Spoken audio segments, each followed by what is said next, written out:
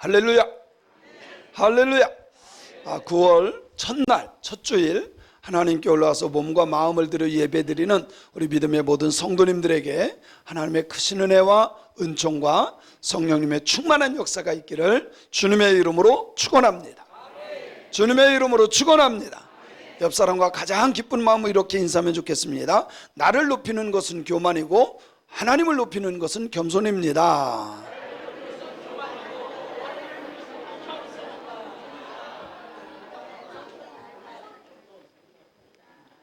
나를 높입니까? 주님을 높입니까? 그런 신앙인들이 되었으면 좋겠습니다. 다시 한번 기쁜 마음으로 얼굴을 쳐다보면서 주님만 높이는 사람이 복 받은 사람입니다.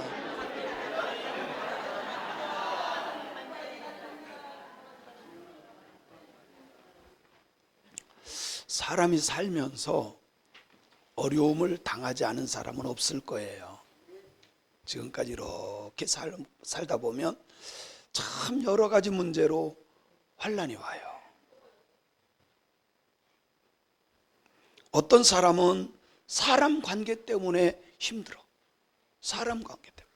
부부 관계, 이웃과의 관계, 형제들 관계, 만난 사람들과의 관계, 사람들과의 관계 때문에 힘들어하는 사람들도 있습니다. 그런데 이 사람들이 모르는 사람들이 아니라 가까운 사람들이 상처를 주고받는다는 거예요. 가까운 사람들, 부모와 자식, 부부, 형제, 모르는 사람들한테 하면 괜찮아. 그 사람 원래 그런 사람이야. 그러고 괜찮은데 가까운 사람들이 상처를 주고받는다는 거예요. 또 이 어려움이 어느 날 갑자기 찾아온 질병 문제 때문에 어려움을 당하는 경우도 있어요. 제가 아는 목사님은 교회를 개척했어요. 30대 초반인데요, 사모님이 유방암이야. 30대 초반에. 그래서 고대병원에서 수술했습니다. 안암동에 있는 고대병원에서 수술 잘 됐다고 했어요. 1년도 안 돼서 사모님 돌아가셨어요. 이 기가 막힐 노릇이죠. 질병 때문에 어려움을 당하는. 어떤 사람은 해도 아무것도 안 돼. 뭐를 해도 안 돼. 그런 경우 여러분 취직도 안 되지, 일해도 안 되지, 뭐 사업하려고 해도 안 되지, 뭐 아무것도 안 되는 경우가 있어요. 제 친구 목사님이 저 전라도 끝부분에 순천이라고 하는 곳에서 첫 목회를 나갔어요. 근데 그 순천이라는 교회 갔더니 교인들이 10명이 안 되는 거야. 아주 순수한 지역인데, 아주 신앙도 좋고 순수한 지역인데 10명이 안 돼요. 6명이가 있더래. 그래서요, 이 목사님이 첫 목회 나갔으니까 얼마나 열심히 했겠어요. 예? 정말 열심히 했는데 전도가 안 되더래. 그래서 뒤로 들어보니까 바로 전임 목사님이 운전하다가 사고 나서 목사님하고 사모님이 돌아가신 거야. 그러니까 아무리 전도하려고 예수 믿고 천국 갑시다, 교회 다닙시다 그러는데 이 사람들, 지역의 사람들은 아이고 목사님도 교통사고 나서 죽고 그것도 부부같이 죽었는데 뭘 교회 가느냐고 이런 말들이 퍼지니까 전도가 안 되는 거예요. 그래서 하다 안 돼가지고 그냥 내려놓고 수원에 와서 개척을 한 거예요. 뭐를 해도 안 되는 사람들도 있어요. 어떤 사람은 돈 문제 때문에 찾아오는 어려움도 있어요. 돈 문제. 여러분요, 이게 돈 문제가 딱 걸리면요, 부모 자식도 없더라고. 형제도요, 안 봐. 돈 문제에 걸리면. 제가 보니까요, 돈 문제가 생기니까 사기를 쳐.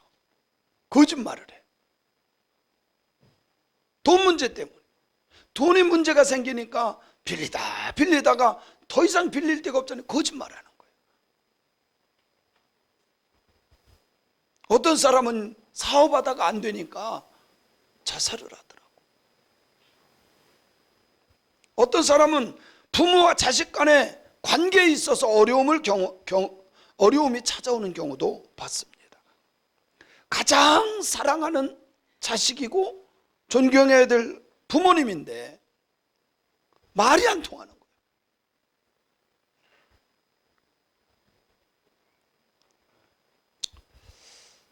제가 이거는 뉴스에서 본 거예요. 아버지가 60대야. 아들이 20대요. 그러면 아들이 취직을 해서 부모님을 섬겨야 되는데 이 아들이 어떻게 된 건지요? 아버지가 돼가지고 그것도 못 해주는, 돈 못 해준다고요? 때리는 거야. 기가 막히죠. 이게 다른 나라 이야기가 아니라 우리나라 이야기예요.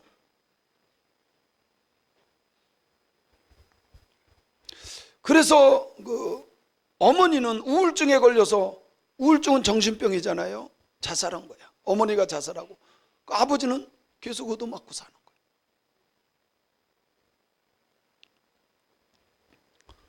부부관계에서 오는 어려움이 있어요. 부부관계에서. 그래서 부부관계도 이제 나이가 들면서 우리나라도요, 황혼이혼이라는 게 많아졌어요. 여러분, 대체적으로 황혼이혼은요 남자들 때문에 오는 거야. 더 이상 살기 힘들대. 더 이상 살기 힘들대. 그래서 남자들 잘해야 돼.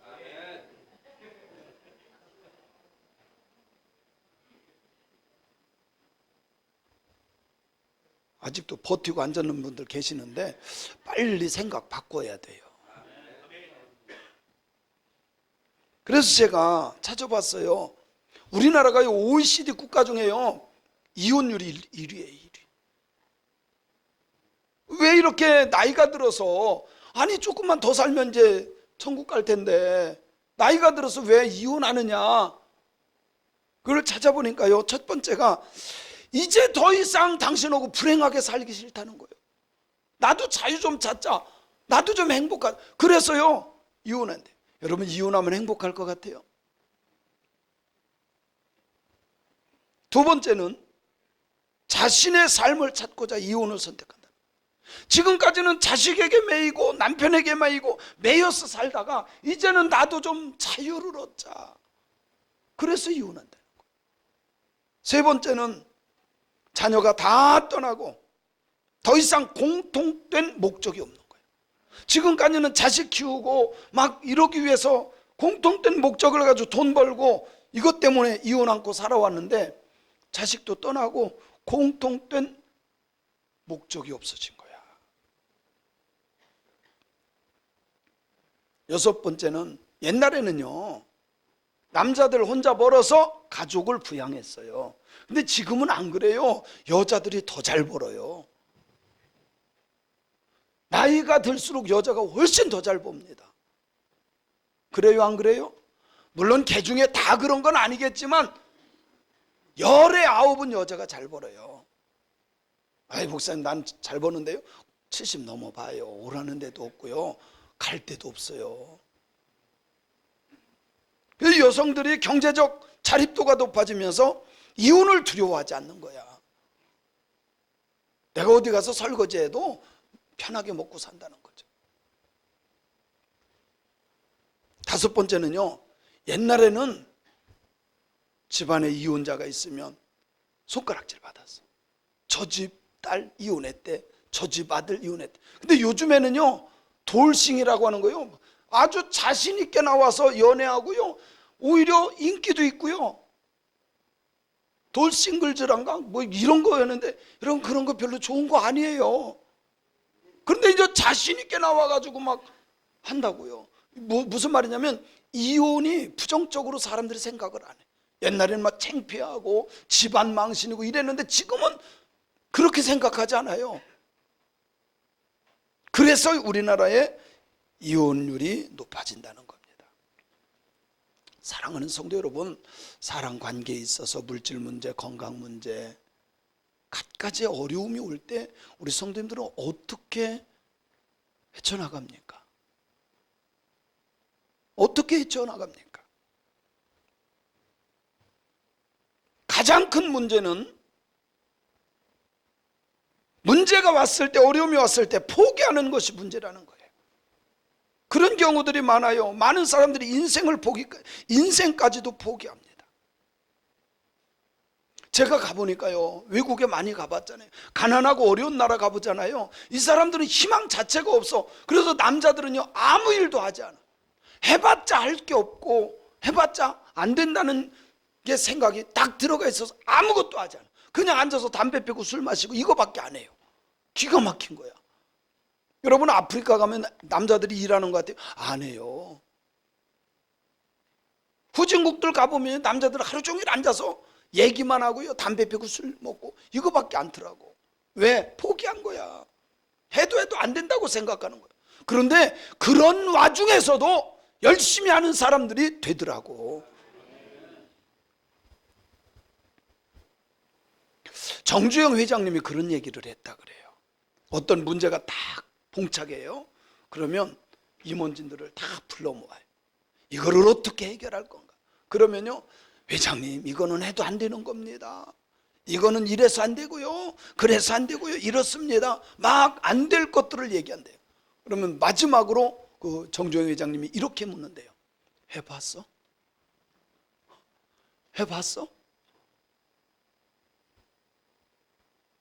해보지도 않고 안 된다고 생각하는 것 자체가 문제라는 거예요. 오늘 성경 말씀에 보면 어떤 상황이 와도 포기하지 않고 피난처가 되시는 하나님께 맡기라는 거예요. 그분이 우리의 피난처가 되시며 나의 힘이 되신다고 말씀하고 있습니다. 여기 부천에서 목회하는, 제가 부흥회를 2번 갔었어요. 광은교회라고 있는데 조그마한 교회예요. 한 200명 조금이 안 돼요. 근데 그 교회 목사님이 저보다 나이가 3년 선배예요.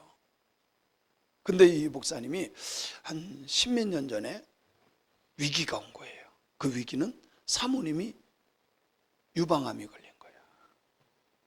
유방암. 여러분, 이 암에서 헤어나오는 게 얼마나 힘든지 몰라요. 그래가지고 5년 동안요, 먹을 거 안 먹고 막 절식하고 그러면서 끝까지 기도한 거야. 근데 나섰어요. 할렐루야. 근데 2년 만에 대장암이 또 생긴 거야. 그러니 이게 얼마나 이 암을 경험해 본 사람은 이것을 치료하는 게 얼마나 힘든다는 걸 알아요. 그런데도 이 사모님과 목사님은 끝까지 기도하는 거야. 기도밖에 없다고. 이 암을 통해서 기도의 사람이 된 거예요. 어떤 사람은 아이고 힘들어 못하겠어, 이게 아니라 암을 통해서 오히려 기도하는 사람, 하나님께 배달리는 사람이 된 거예요. 근데요, 사모님 암도 낫은 거야. 대장암도 낫었어요. 근데 놀라운 일이 목사님도 또 암에 걸린 거예요. 이게 도대체 무슨 좋아요.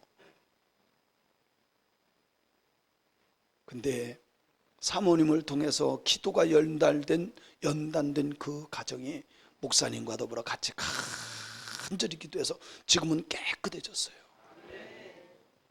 어려움이 와도 하나님 의지하는 사람이 되더라고. 물론 죽을 수도 있겠지만 하나님께서 그 가정을 귀하게 쓰시는 거예요. 오늘 본문 말씀이 그런 말씀입니다. 오늘 본문 말씀에 보면 3가지의 피난처를 말씀해요. 몇 가지? 3가지의 피난처에 대해서 말씀하고 있습니다. 1절로 3절에 보면 환난 중에 도우시는 우리 하나님이 피난처 되신다. 4절부터 7절까지는 거룩한 성에 거하시는 우리의 피난처 되시는 하나님에 대해서 말씀하고 있습니다. 그리고 8절부터 11절까지는 전쟁을 쉬게 하시는 우리의 피난처 되시는 하나님에 대해서 말씀하고 있습니다. 그래서 이 46편, 시편 46편은 아무리 힘들고 어려운, 극도로 어려운 상황에서도 하나님을 피난처로 믿으라는 거예요. 우리의 힘이 되시는 하나님이라는 걸 믿으라는 거예요. 그러면 하나님의 절대적인 능력을 믿고 의지할 때 하나님이 실제로 피난처가 되어주시고 힘이 되어주신다는 것을 시로 표현하는 것이 시편 46편입니다. 우리 성도님들 잘 알지만 일본은 지진이 많아요. 그죠? 지금까지는요, 지진이 일어나도 나중에 이렇게 일어난 뒤에 뭐 이렇게 이렇게 했는데, 얼마 전에는요, 지진 예보 발령까지 했어요.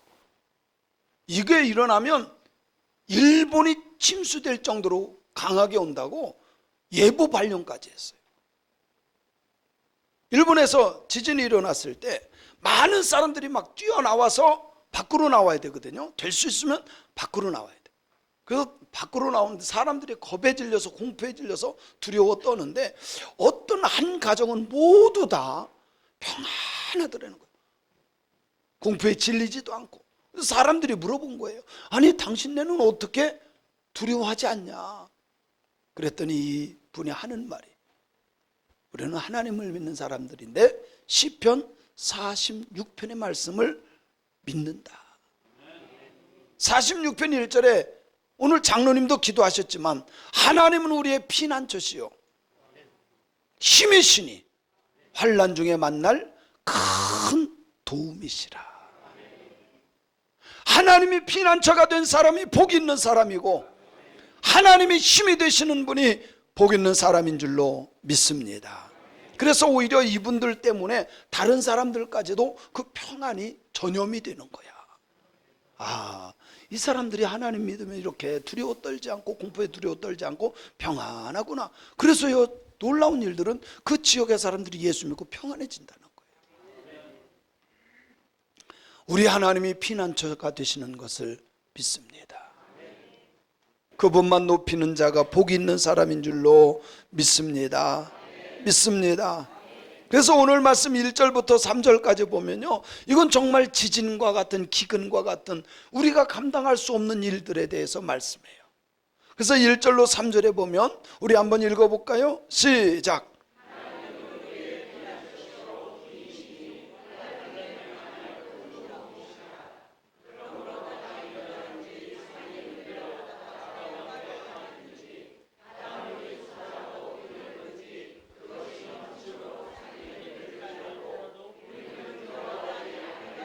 자, 이게 말씀은 막 뒤집어지고 엎어지고 막 이런 것 같지 않아요? 지진이 일어나면 이렇게 되지 않아요? 산이 바다가 되고 바다가 산이 되고 막 산이 갈라지고 땅이 갈라지고 이런 거 아니에요? 그럴지라도 두려워하지 않는다는 거예요. 실제로 이런 일들이 일어나지만 우리 인생 속에 우리가 감당할 수 없는 어려운 문제를 만났을 때 정말 하나님을 이렇게 신뢰하고 의지하느냐 이 말이에요. 정말 믿음이 있는 사람들은 어떤 상황에서도 하나님을 의지해요. 그래서 두려워하지 않고 염려하지 않는 거예요. 아멘. 아무리 해도 문제만 생기면 아이고 어떡하나, 하나님 계신 거야 안 계신 거야 막 이런 거는 염려하고 근심하고 걱정하는 믿음이 아니에요. 하나님만이 우리의 피난처 되시고 우리의 힘이 되시는 것을 믿습니다. 여기 피난처라고 하는 말은 마하세라고 하는 단어인데 피난처, 은신처, 보호하는 곳 그런 뜻이에요. 하나님이 위기와 어려움 속에서 우리를 보호해 주시는 분인 줄로 믿으세요. 그래서 시편 46편에 있는 그 하나님은 정말 우리를 지키시고 보호하시고 인도하시는 분인 줄로 믿습니다. 이 단어는 우리가 두려움과 고난 속에서 하나님을 믿기 때문에 두려워하지 않는, 여러분요, 아이들은 부모 품에 있을 때 가장 평안한 거예요. 요즘에 테리가 엄마만 찾아. 제가 나를 되게 좋아했거든요. 할아버지만 있어도 됐어요. 그런데 엄마만 화장실 간다 그래도 따라가고 엄마만 하는 거야. 이전에는 제가 막 안아서 재우기도 하고 내가 품어주기도 하고 다 했는데 엄마밖에 모르네. 그래서 제가 왜 그런가 생각해 보더니 둘째가 생겨서 그래. 그러지 않나요? 우리는요, 주님 품에 거할 때 두려워하지 않고 염려하지 않고 진짜 하나님을 믿는 신앙인들이 되어야 할 줄로 믿습니다. 믿습니다. 하나님은 우리의 피난처시고 힘이시니, 여기 힘이라고 하는 단어는 능력, 강함 이런 의미를 또 갖고 있어요. 능력, 강함. 이 단어는 하나님이 우리에게 주시는 능력을 말하는 거예요. 하나님이 여러분들에게도 능력을 주십니다. 진짜 하나님 의지해 보세요. 하나님이 그 힘 주십니다. 이것은 무엇을 의미하느냐면, 우리가 인생 살다 보면 어려운 일 만나게 됩니다. 그 어려운 일 만날 때 하나님은 그것을 극복할 수 있는 힘을 주시는 거예요. 그렇지 않으면 사람들이 자살해요, 포기해요. 그러나 하나님이 그 힘과 능력을 주시기 때문에 극복해내는 줄로 믿습니다. 하나님은요, 아담과 이브가 타락하잖아요. 그럼에도 불구하고 버리지 아니하고 그들을 찾아가셨고 그들에게 가죽옷을 입혀서 살려낸 줄로 믿습니다. 두 번째로 4절로 7절에 보니까 한 시내가 있어 하나님의 성 지극히 높으신 자의 성소를 기쁘게 한다라고 말씀하고 있습니다. 이 말씀은 하나님의 임재가 있는 곳, 그곳에는 풍성한 생명이 있고 기쁨이 있다고 하는 것을 나타내는 것입니다. 이것은요, 구약에서는 하나님이 임재하는 곳이 성전이야. 근데 신약에서는 예수님을 모신 곳, 그분이 오셔서 우리의 마음에 성전 삼고 임하시는 그곳이 성전인 줄로 믿습니다. 그래서 우리는요, 어려움을 당하든 힘든 일을 만나든 우리의 마음에 주님이 계시기 때문에 항상 기뻐할 수 있는 거예요. 할렐루야. 여러분, 이게 진짜 믿음이에요. 우리는 어려운 일 당할 수 있어요, 만날 수 있어요. 그러나 주님이 내 안에 계시기 때문에 그분 때문에 우리는 기뻐할 수 있는 겁니다. 세 번째로는 전쟁을 쉬게 하시는 하나님이라고 8절로 9절에 말씀하고 있어요. 시편 46편에 보면요, 하나님께서 전쟁을 쉬게 하시고 세상의 모든 다툼을 멈추게 하시는 분으로 성경이 기록하고 있어요.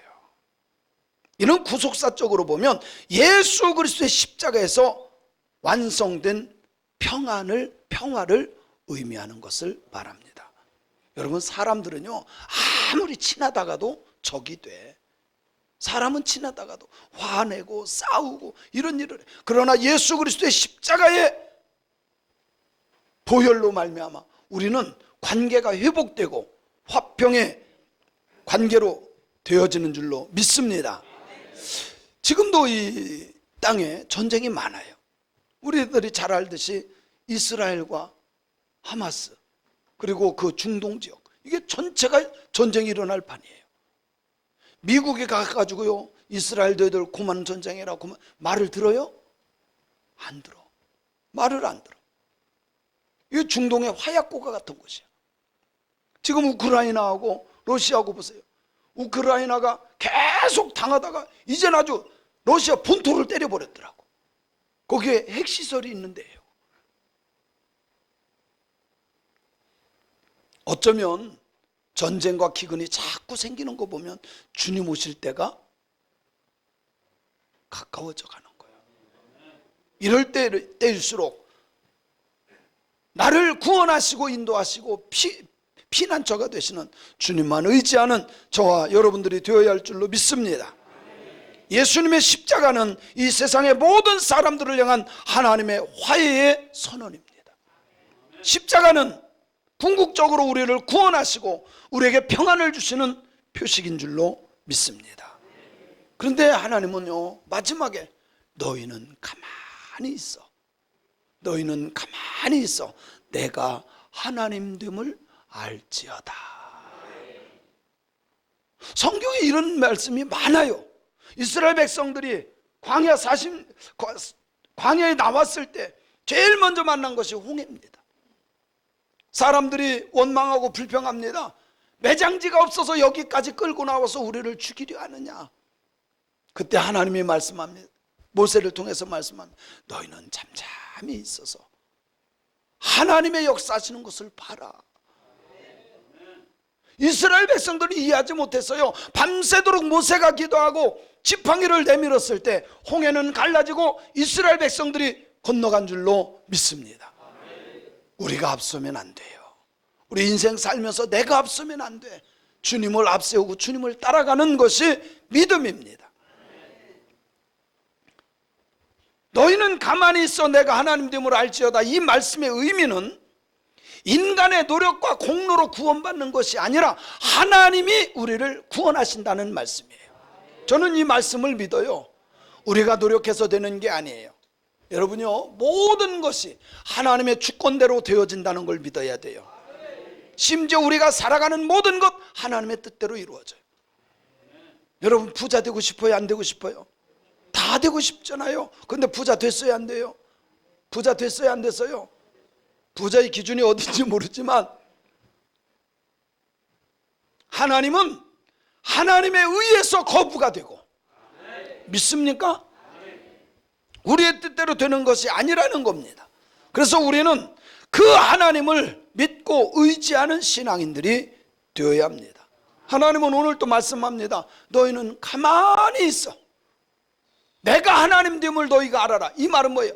우리가 나서서 하는 것이 아니라 하나님이 구원하시고 하나님이 도와주시고 하나님이 역사하시는 것을 보라는 거예요. 하나님이 행하시는 것을 보는 자가 지혜로운 자입니다. 저는 우리 믿음의 성도님들이 다른 것보다도 나를 앞세우고 내 실력과 내 능력과 건강과 물질을 앞세우는 것이 아니라 주님을 먼저 앞세움으로 하나님이 하나님 되심을 인정하고 고백하는 신앙인들이 되기를 원합니다. 마지막으로 온 땅에서 높임을 받으리라 라고 말씀합니다. 온 땅에서 높임을 받으리라. 여러분요, 하나님이 높임을 받는다, 예수님이 높임을 받는다, 이게 도대체 무슨 뜻일까? 이것은 의미적으로 보면 이런 거예요. 주님이 높임을 받는 거예요. 어떻게 높임을 받을 수 있을까요?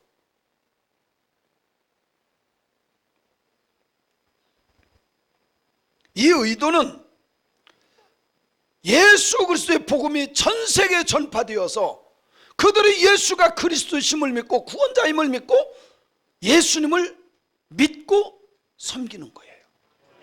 그때 주님이 높여지심을 믿습니다.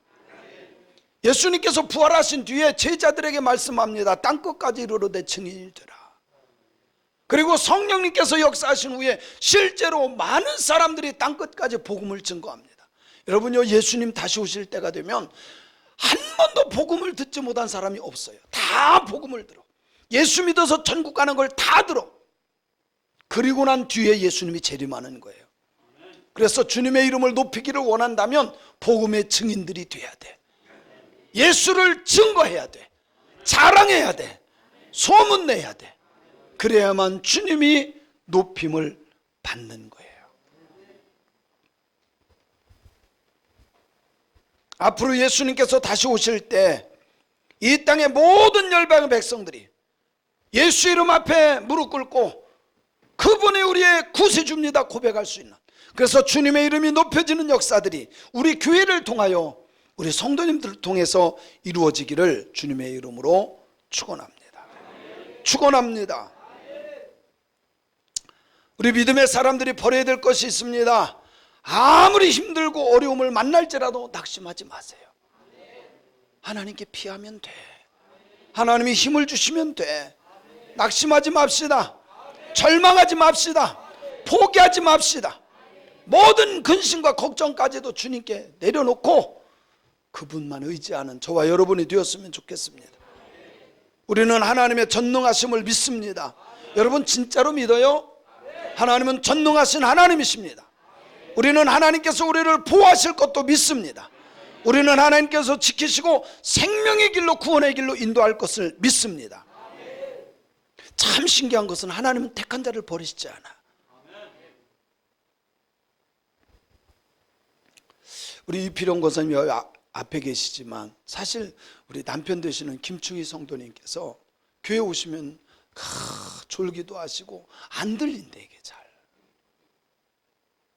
그래서 다니실 때는 그렇게 잘 이렇게 믿음 좋거나 그러지 않았어요. 근데 우리 권사님이 그래도 복음을 전해달라고 가서 복음을 전했는데 너무 신기한 거예요. 복음을 받아들이는 거예요. 하나님은 버리지 않습니다. 아멘. 그래서 마지막 때는요, 우리 권사님이 찬송하고 뭐 성경 뭐 이러면 막 하지 말라고 하고 찬송 시끄럽다고 하고 기독교 방송 들으면 이랬었는데, 복음을 받아들이고 난 뒤에는 찬송가 틀어달라고 하고 설교 틀어달라고 하고 이게 바뀌는 거예요. 우리 조한경 권사님 여기 계시지만 남편 되시는 우리 최승호 성도님, 예수 어렸을 때 믿었대요. 복음을 전하러 제가 갔습니다. 교회 한 번도 나온 적이 없어요. 우리 교회 복음을 전하니까 다 받아들여요. 정말 울면서 받아들여요. 그리고 간증까지 하셔. 자기가 어렸을 때 그 동네에 있었던 교회에 다니셨대. 하나님은 버리시지 않아. 결국은 하나님께서 복음을 전하게 하시고 듣게 하시고 구원받게 하셔서 천국 가게 한 줄로 저는 믿습니다. 여러분, 하나님의 구원은요, 우리가 하는 게 아니에요. 우리의 노력으로 되는 게 아니야. 하나님이 하시는 것을 믿습니다. 사랑하는 성도 여러분, 예수님은 우리의 피난처가 되시며 힘이 되시는 분임을 믿습니다.